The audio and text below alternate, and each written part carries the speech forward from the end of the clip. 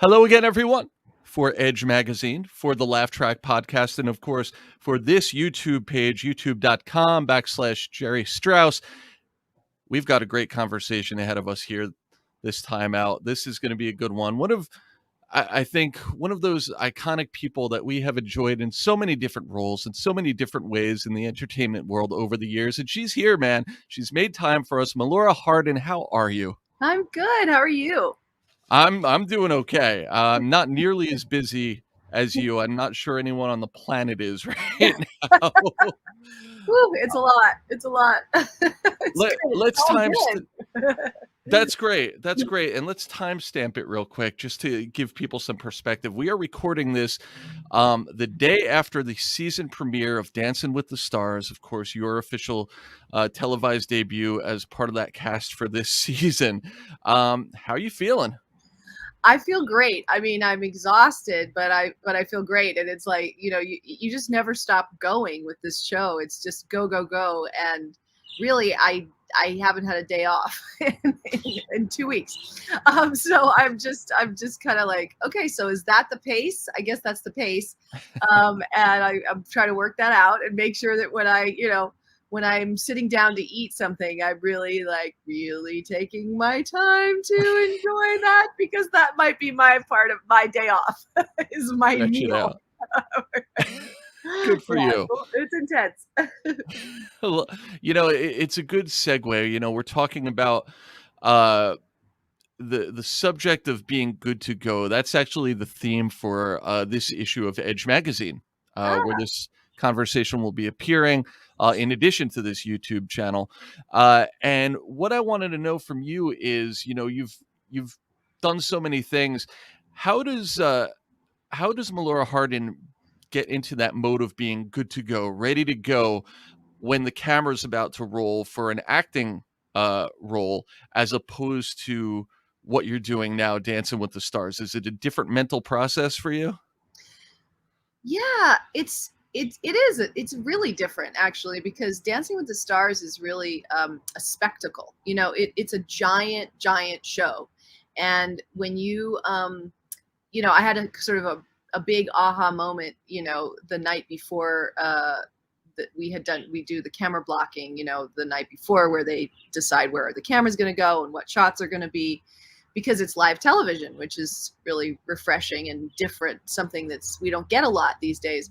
Sure. And so it's interesting, because it's similar to theater in that you have to be on, like you have to be ready to go when they say go, and you're going to get the one time, and that's going to be that. Whereas with film and television, it's different in the sense that you have to be ready to go, but you also know that you have time to finesse and you have a place to go. And sometimes with film and television, because it's not like you do rehearsal, and then show, it's more like you kind of show up and you run through it 2 times or something, depending on what you're doing. You run through it a couple times and it's out of order, and you have to kind of bring all of your skill sets to kind of prepare your emotional self where your character is in that moment in time, and in the arc of the story and the arc of the evolution of the character. And I guess for me, the aha moment after camera blocking was like, oh, I'm just this tiny little thing existing in this giant universe of Dancing with the Stars, which is like this bright red backdrop with these, pyrotechnics and glitter and lights, and it was just a whole different thing for me to have to figure out, how do I fill that space?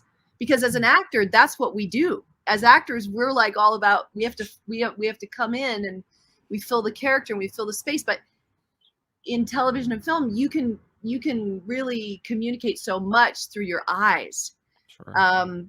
And you have lines, and sometimes you have songs, and you have you have scenes, and you have more than one scene to show people who the character is, for the most part, most of the time.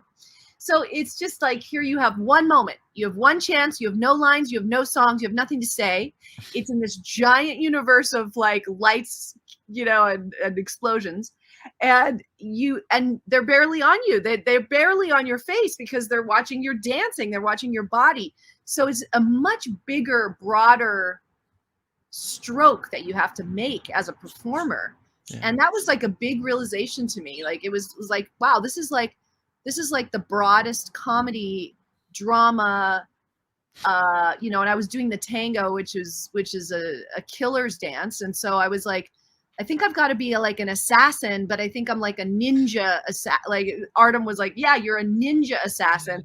And I said, when I teach master classes, I've taught master classes in like, in acting and how to perform a song, that kind of thing. And I'll say to my students, like, I want you to hit the ceiling. I want to see you hit the ceiling, because if you don't hit the ceiling, you never know.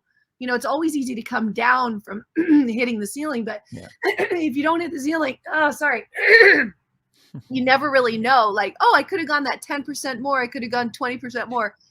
And you don't want to walk away from an audition or a performance and go, oh, shoot, there was more room to play. And I said to Artem, I think I haven't hit the ceiling yet. And this is the night before our performance. And he's like, yeah, he goes, you got to hit that ceiling. And he goes, in fact, just blow a hole right through it.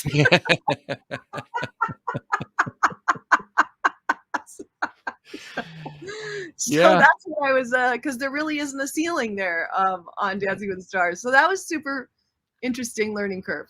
It's interesting that you had this revelation, because longtime fans of you know that this isn't really your first rodeo with the concept of dance. We remember you from the movie Lambada.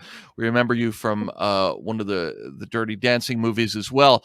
What is your relationship actually with dance? Like, when did that first come into your life? Yeah, and Dirty Dancing wasn't the movie, it was the series. I played Baby in the series, which only lasted for 6 episodes. But my relationship to dance really is that when I was a little girl, my mom took me to see, I think, the Nutcracker or something, or Swan Lake. I don't remember which one, but I came out at intermission and I just was 5 and I just danced in the lobby like I was one of the ballerinas up there. And I begged and begged and begged for ballet classes. I mean, she probably got them for me the next day at the YMCA, So I had like this little class that I went to, but every day I would wake up and say, Mommy, is it ballet day?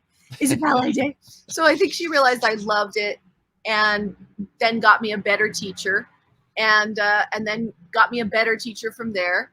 And I think as a child, I started acting professionally at 6, and I started dancing at 5, and singing and writing songs from, when I could remember. But I think I would have told you that acting and singing and all that were my hobbies, and that I was going to be a ballerina. So in my mind, in my little girl mind, that was what I thought I was, what I thought I was going to do.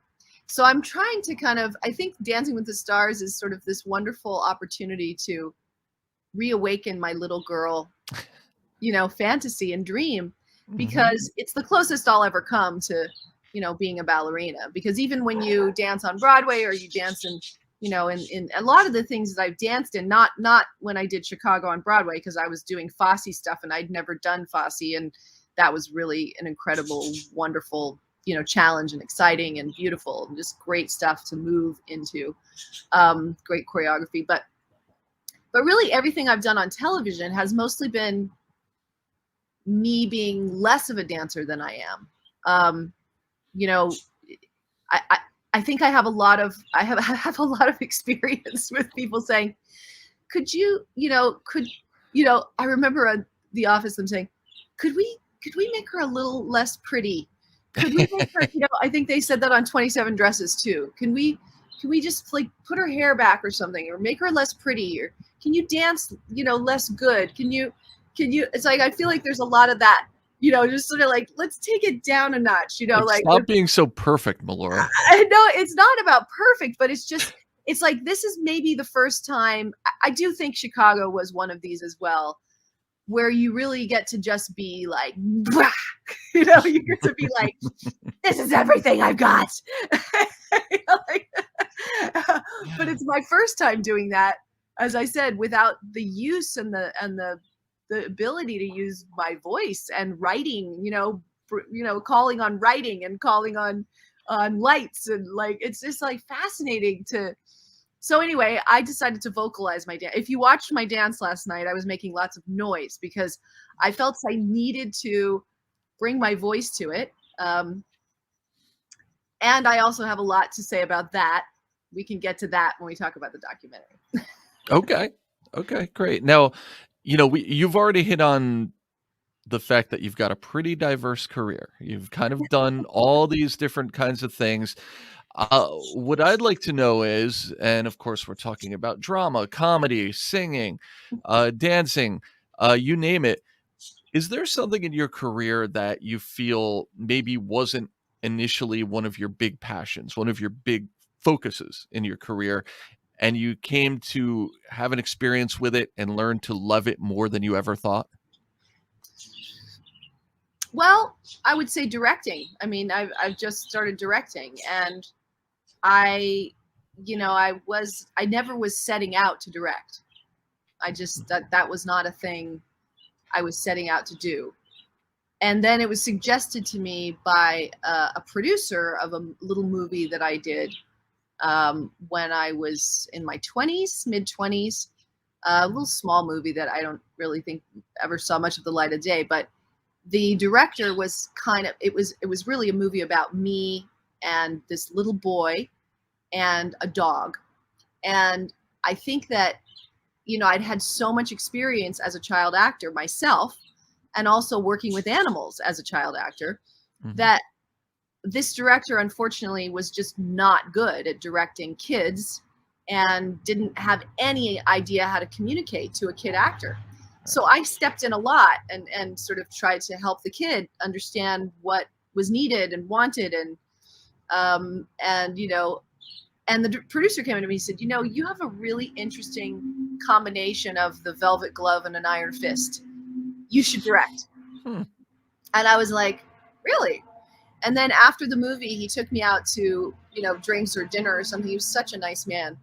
And he just was like, really encouraged me. He just said, you really should do this. You should pursue this. And you really have the right mind. I'd love to find him, actually. I need to find that producer, because he really was the one that planted the seed. And so that was in my mid 20s. And then it kept kind of bubbling up. And that's another thing that Dancing with the Stars reminds me of, is when I was a little girl, I would put on shows with all of my friends in the neighborhood, and I would be the one that was telling everybody what to do. I got guys, the boys who were like, the neighborhood kids. I got them to hang curtains and lift me. And, I mean, really, I might have even gotten them to wear tights for all I know. I mean, I really got these boys and girls, but committed and in, and I was telling everyone, you're going to come in there, and then you're going to say that, and you're going to do this, and I'm going to do that, and you're going to lift me here, and we're going to sing that. So I guess I was directing then, but I also I had the show in me, and I think Dancing with the Stars is also really feeding that part of my childhood. So yeah, I think directing, and then actually directing, what I think I love about it is that it really does require everything that I have to bring. And I think the dancer in me likes to feel used. I like to feel like I have been utilized, like you require and request and need everything I have to give. It's just who I am. I like to give 150% when I decide to do something. And that's what directing is like. Directing is like just like everything's pinging all the time. It's like there's that guy over there, and that's doing that, and the actor's doing that, and the producer there needs that, and the thing, and you're just like, you just everything. And then in the time, that scene that we just did a minute ago, we're about to go into this one. It's fascinating brain work that turns me on in a way I didn't expect, I guess, or I was kind of like wondering about. So yeah, that was a long answer to that question, but it was a good question. It was a good question. Oh, no, I appreciate it. And, it's interesting. We have to talk a little bit about The Office. And I'd imagine there's not a day that goes by that you are not reminded or recognized of the fact that you are indeed Jan Levinson, one of the most iconic characters in TV history, honestly. I want to ask you, and this is particularly interesting with perhaps that mindset of digging deeper into things that a director has to have. The thing I find most interesting about Jan Levinson, for those who are fans of The Office, is that she very well easily, on any other show, any other situation, could have just been like this evil witch of a character. But what I see is someone who is never driven by pure malice, never driven by a pure mental desire to screw with anybody or to do wrong. Um, she's messed up in some ways, you might say. She's she's not a bad person, but what we see is a bad relationship between her and Michael unfold because they're just simply bad in bad places, perhaps in life, and bad for each other. From your perspective, crafting that character, were you conscious of kind of walking that line and creating a Jan that we weren't going to hate? We were just going to kind of cringe at and see what she does next. Well, first of all, I love that you can see into all those layers, because I always defend her because sometimes some people will just say like she's a bitch, or whatever, and I'm like, she's not, she's really not. But that's okay. I'm the actor that plays her, so of course I have empathy for all my characters. When I play a murderer, I have to find the inner struggle that makes that person murder those people in that movie. Sure. That's what my job is. So I have to have empathy for my characters. And I really think that's what you're reading. You're reading that I love Jan Levinson because I love her and because I understand her. Yeah. You kind of love her and understand her because, I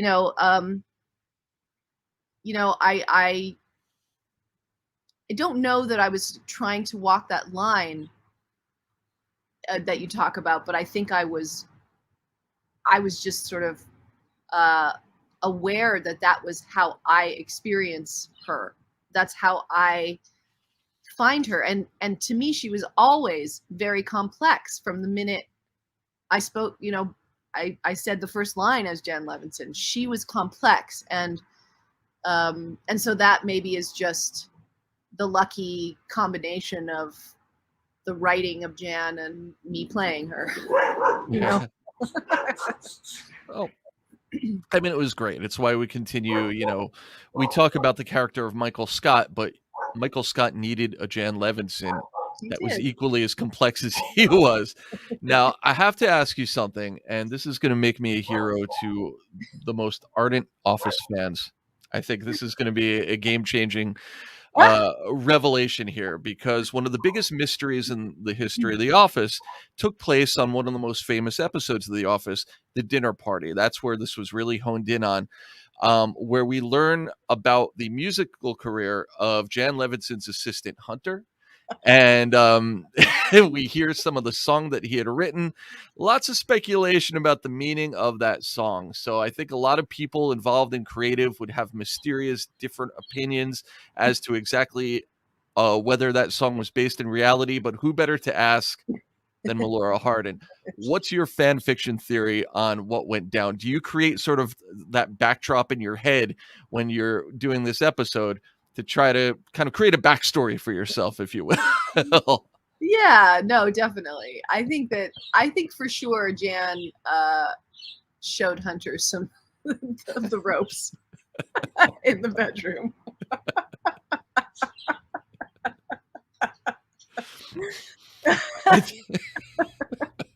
Yeah, I do.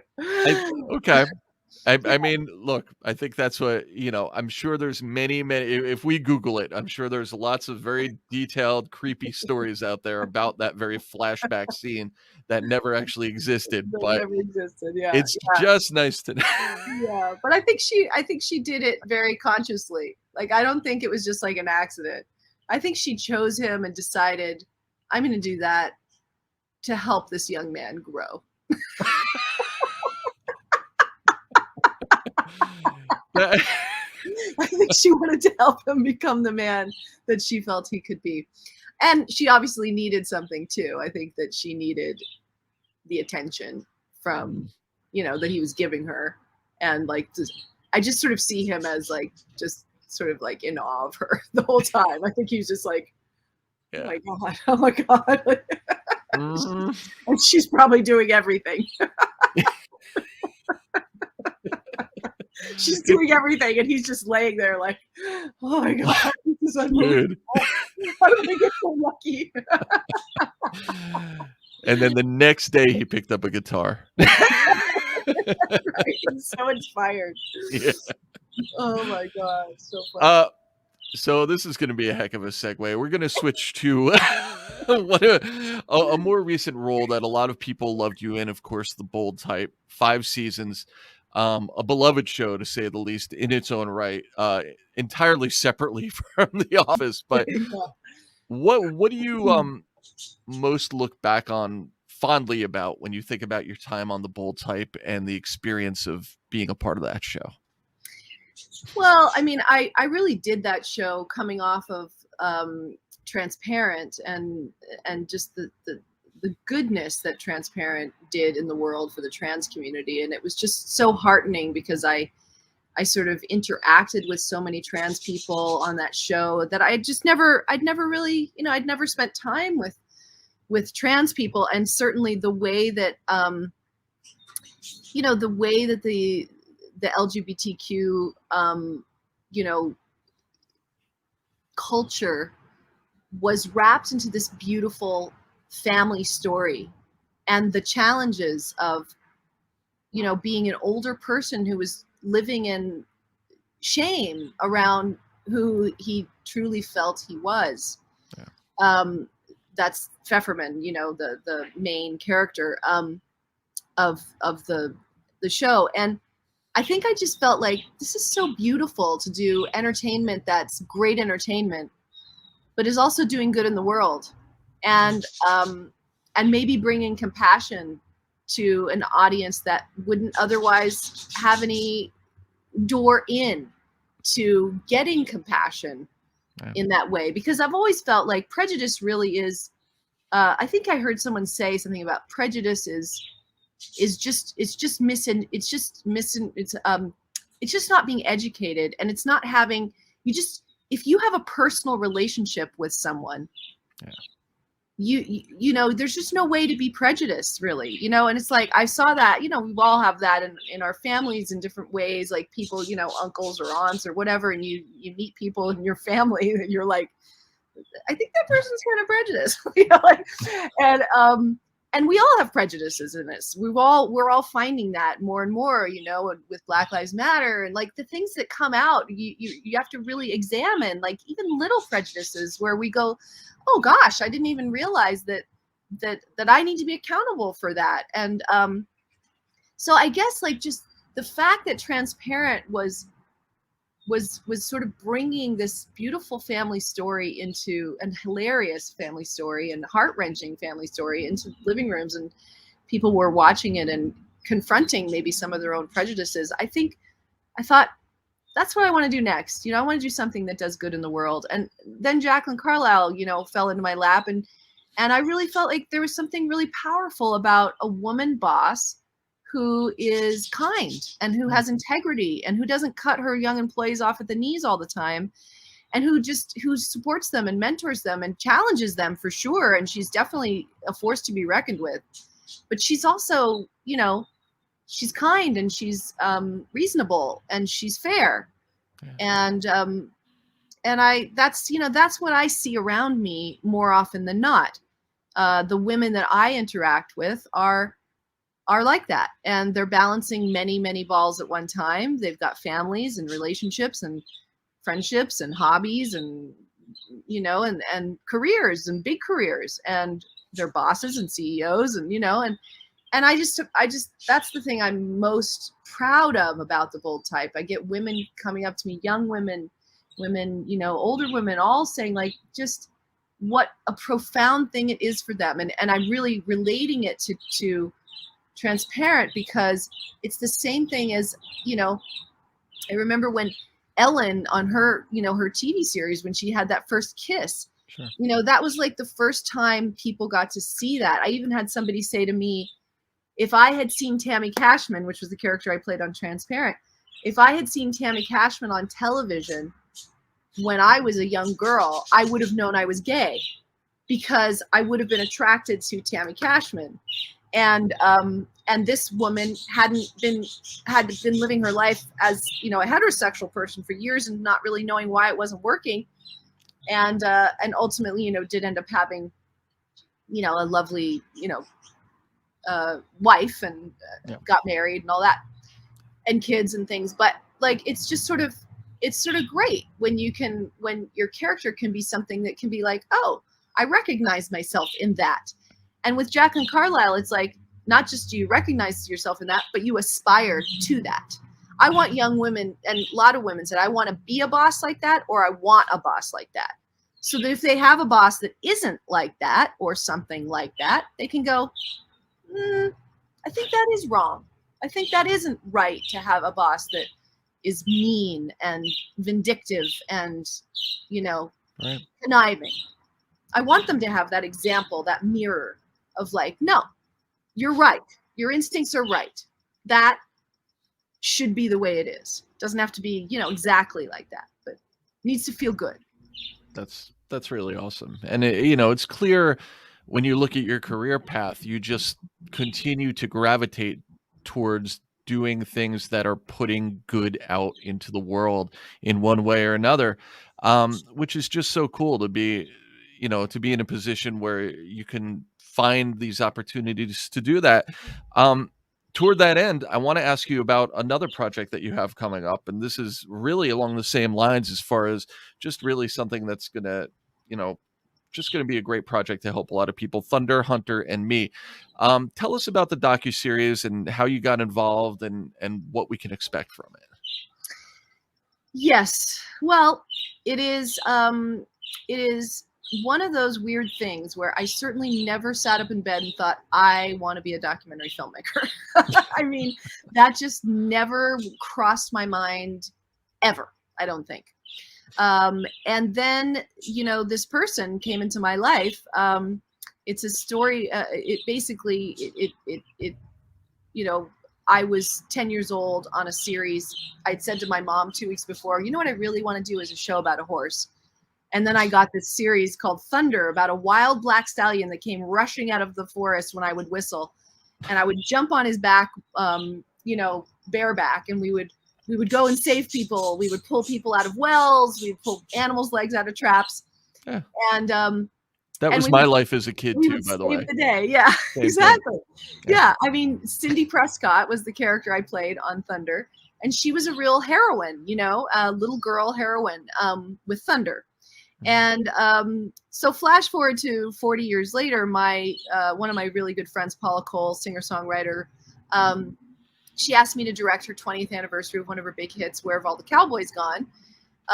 Music video. And so I said, great. Well, you know, that the music video from the 90s was very abstract, and it's a great story song, Where Have All the Cowboys Gone? So I want to do a video that really encompasses that story. So I need a horse. And I asked my producer, do you know anyone who lives in town who has a horse? He says, oh, I do. I know this one woman. And so I go over, I walk through her door, and she goes, oh my God, you're Cindy Prescott. You were on Thunder. You were on my favorite show when I was 10 years old. Oh, I can't even, like, she had never seen The Office. She'd never seen Transparent. She'd never seen Monk. She'd never seen anything I've ever been in, but she recognized me from Thunder. And I've never had anyone recognize me from Thunder. And it was just the sweetest, cutest, sweetest thing. And she's like, I wrote you a fan letter and you wrote me back. And I asked you to get in commercials and TV, and you told me in your 10-year-old handwriting. And now I feel like I wanted to be the little girl with the horse like you and Cindy Prescott. And now I am the girl with the horse. She has 47 actor animals. And, you know, so I, needless to say, end up using her animals for the music video. We end up working together. Her animals are incredible. She's incredible. She's just one of those people, you want people on sets who can solve problems, make things work, you know, and that's what she was like. She was just lovely. Right. And I looked around and I thought, you're so cool. Like, where's your... I said, you have a boyfriend or a girlfriend? Or it's like, where's your partner? You're so amazing.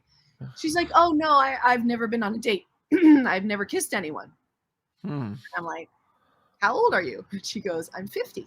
And I said, you're 50. Were you raised in a religious family or like something. Why not? Because she's beautiful, she's fabulous, she's bright light, you know. And she goes, well, I think I'm ready, and maybe I'll do that now. And I'm like, okay, well, I fancy myself a matchmaker, so if you have any questions, like, call me. I'd love to help you out, you know. So about 6 weeks later, she calls me and she says, how long is too long of a hug, and what is spooning? And I realize I'm trying to grow the questions up and I can't. And ultimately it inspires me to ask a question I've never asked anyone in my life, which is there any chance that you were raped? And she says, there was that time in the park when I was 7 years old. And I literally drive to her house and take her under my wing and open my world to her. I think the Thunder connection. And so it really is a story about, it took 40 years, but Cindy and Thunder finally came to help. And that's really the story. That's the story of the series. It's about transformation. It's about healing. It's about what it really, really takes to transform trauma. I'd say 85% to 90% of the movie is completely self-filmed. It's just the two of us, because we didn't know we were making a documentary. It's just that I had the very good instinct to pick up the camera, and I'm really grateful I did. And I did that because I was watching her transform in the moment so remarkably fast that I was like, I need to document this for her, because she was in a complete incident of like calling for me. It's so crazy because I called for Thunder in Thunder. Thunder would come. I feel like she called for me and I answered that call. And then now I feel called to sort of extend the healing out into the world beyond our personal story, which is what we did together, that obviously transformed and changed her life, but it changed my life too. And that's what I meant when I was talking about the voice thing, because part of my tango yesterday was realizing that it's possible that I could inspire people to feel fierce the way the tango is fierce. I want to give women and men that inspiration to be able to be fierce, to be able to be, to really that when enough is enough, and that they can go into their own transformation and the hard work of that, because it's really hard work. And you see that in the series. But you also see a lot of love and a lot of light and a lot of, so to me, it's like a roadmap of a suggestion of how others, an invitation for how others might do their own healing. That's amazing. And it's amazing how, again, you're using really every platform you have in different ways to bring that love and that light into the world in some way, shape, or form. Melora, it's been so great to have you on. It's been so great to talk to you. And, I can't wait to get this out into the world.